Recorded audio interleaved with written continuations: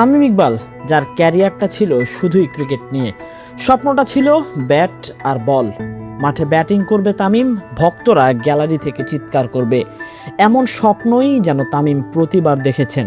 সেই স্বপ্ন পূরণও করেছেন। পরিবারের স্বপ্ন পূরণে সবসময়ই যেন এগিয়ে ছিলেন তামিম। তবে দিন বদলেছে, তামিম এখন বিসিবি সভাপতি হয়েছেন। কেন হয়েছেন, তার উত্তর কি আছে? বিসিবিতে রাজনীতি হয় কি হয় না সেটা হয়তো তামিম খুব ভালো করেই জানতেন। ক্রিকেটার হিসেবে যখন অনিয়ম দেখেছেন তখনও হয়তো কিছু বলতে পারেননি। তবে এখন অনিয়ম তিনি নিজেই করছেন না তো? বাংলাদেশ ক্রিকেটের সর্বকালের সেরা ওপেনার তামিম ইকবাল খান, এমনটাই তো বলা যায়, তাই না?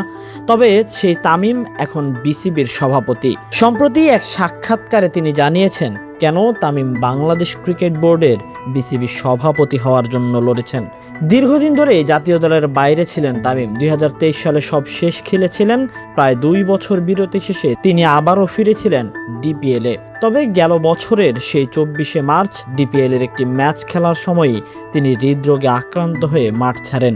এরপরই যেন খেলোয়াড়ি জীবন শেষ হয়ে যায় তার।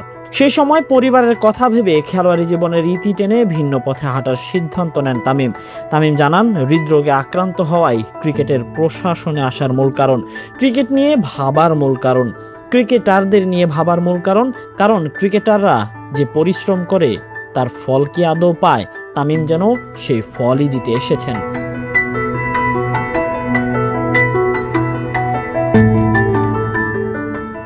তামিম জানিয়েছেন, গত বছর যখনই জাতীয় দলে ফেরার চেষ্টা করছি তখনই হৃদরোগে আক্রান্ত হই।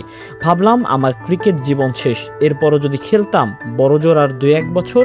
পরিবারের দেখভালের বিষয় ছিল, পরিবারের কথাও তামিম ভেবেছেন, তাই তো খেলায় আর ফিরেননি। পরিবারের দেখভালের বিষয় ছিল, পরিবারের কথা ভেবেছেন তামিম, তাই তো আর খেলাই ফেরেননি। প্রিয় খেলা ছেড়েছেন, তবে নতুন ভূমিকায় তার লক্ষ্যটা যে পরিষ্কার, ব্যাটিং বোলিং কিংবা ফিল্ডিং নয়, এখন খেলোয়াড়দের জন্য সম্ভাব্য সেরা সুযোগ সুবিধাই নিশ্চিত করতে পারা তামিমের মূল দায়িত্ব, যাতে তারা 2-3% উন্নতি করতে পারে।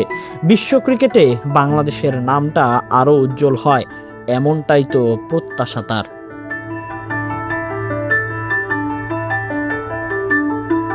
Tahsin Ahmed, BD archive.